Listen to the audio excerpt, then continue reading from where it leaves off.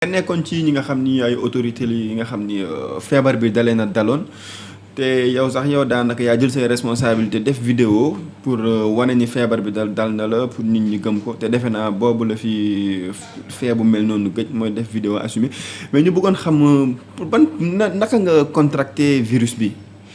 ak bi nga ko yëgee naka la def. bi ma ko yëgee grippe xaw a fébrile sonn lool des maux de tête. di sëqët yu ndaw bon da ngay jàpp ne grippe bu ndaw la rek. comme ñu bëri ñu may gis laa ñuy ne ma dama grippe rek dama sibiru ku ma ko wax rek damay ne da nga corona parce que dafa nuroog grippe wante ndànk-ndànk nga gis ne en fait mi ngi laal leneen. et su dee am na ay yenn feebar yoo xam ni mi ngi ci yow xëy na mën na la gaañ mën na la ëpp doole malheureusement bi ma demee di def test bi. bu ma ooyee plusieurs fois su ma laajee au téléphone on me disait à l'époque là que non du loolu ba 2-3 fois finalement j'étais obligé de leur dire li ñu bëgg dégg ñoom ma garaawal lépp finalement bi ñu ñëwee def test bi effectivement loolu la woon mais li garaaw mooy li ñu ma njëkk wax mooy du woon loolu. ñan ñoo la waxoon du woon loolu. mooy centre test bi là je crois qu'il m'avait envoyé il y avait un centre il y avait un numéro qu'il fallait appeler. bi ñu ñëwee donc def test bi ne ma noonu amul benn problème. kon yow da nga njëkk a def test mu négatif. non négatiful dañu juum. dañu juum. ci résultat yi. ci je sais pas il y a un problème. et moo tax aussi je fais très attention am na ñoo xam ne dañu may nee ni def naa test bi ñu ne ma dafa négatif wóoluwuma test yi man yenn saa yi honnêtement. am ñoo xam ne def nañ ko ñu leen dafa négatif franchement. Bon je respecte mais na ku nekk moytu daal. ku nekk moytu kuy sëqat ku am grippe ku am mettitu bopp. berul jàppal ni da nga am corona même su dee doo ko wax nit ñi même su dee def nga test bi je préfère man nga mën a aar sa njaboot. éloigné wu un peu ba mbir bi jàll. moo gën affaire guerrier comme on voit au Sénégal non lii du dara moom mooy gaañ ñu bëri. moom mooy tax aussi muy law. mais sa yow xam nga fan nga jëlee woon feebar bi.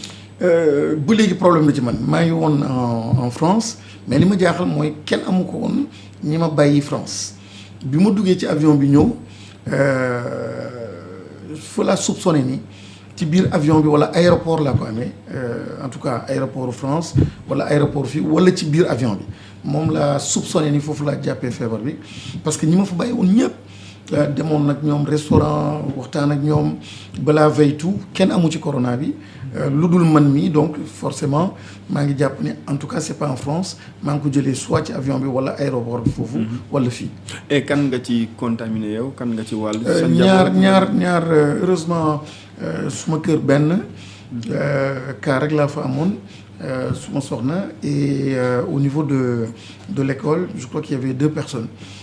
Donc foofu la ñu limité parce que très tôt jël naa sumay responsabilité communiquer ci et ça a permis justement publiquement ñi nekk ak man école mën a dem def test bi ñi nekk ak man kër ga def test bi ñoo xam ne gis nañ ma ci taxi wala dajeeg man ci car jox ma loxo ñoom ñëpp xam nañ ma suñu gisee ni def naa déclaration mel noonu ci diggante bi ku nekk dem def na test donc même ñi ma bàyyi en France ils en ont profité pour dem def test bi je pense que lu baax la aussi di ci profiter aussi di wax sumay mbokk sénégalais loolu aussi mën na dimbali trop sénégalais yi ku soupçonné wala ku xam ñu wax la ni moom nga am bul ko nëbb communiquer defal benn audio defal benn vidéo nga partager ko donc sur les réseaux dina tax en fait au-delà de ta famille képp koo xam ne daje woon na ak yow dina mën a fagaru anticiper dem def test bi. tey ñu bëggoon xam feebar bu bees la woon bi nga yëgee ni Covid 19 la ban réaction da nga tiit wala nan nga def. non au contraire dafa mel ni dama yàkkamti woon ñu wax ma ni loolu la parce que dafa ma sonaloon trop. te bopp bi du wër et bon donc dama yàkkamti woon. suñu ma daan ne sibiru rek la bon ça m'angoissait plus. parce que sibiru boo xam ne da ngay jël garab bon du wër. mais bi ñu ma nee ni corona la j'étais un peu plus soulagé. Bon et voilà donc ça daf ma soulagé tiitaluma et puis j'avais pas de problème damay gis ñu bëri su ma leen di tooñ la su ma leen ne dañu sibiru man da nga corona mais ni ñuy dawee corona bi je vois qu'il y a un problème mais du dara la parce que feebar la mais am na yeneen feebar yu ko gën a garaaw donc assumer en fait que da nga am corona du problème man j'ai pas honte de dire que dama corona woon wala dama corona ça j'ai pas de problème pour ça ça m'étonne même que mu mën a poser nit problème pour ne lii moo la dal daal. feebar bi gis na ni ànd na ak ay désastres humains économiques et tout Sénégal lancé li naan PAP 2A ñu bëggoon xam pour yow est-ce que c'est possible Sénégal rattraper lépp nga xam ni pertoon na ko ci biir pandémie bi sur le plan économique. waaw mën na ko rattraper. Bien sûr am na impact trop man mii dama nekk ci entreprise et gis naa l'impact des mois amul luy dugg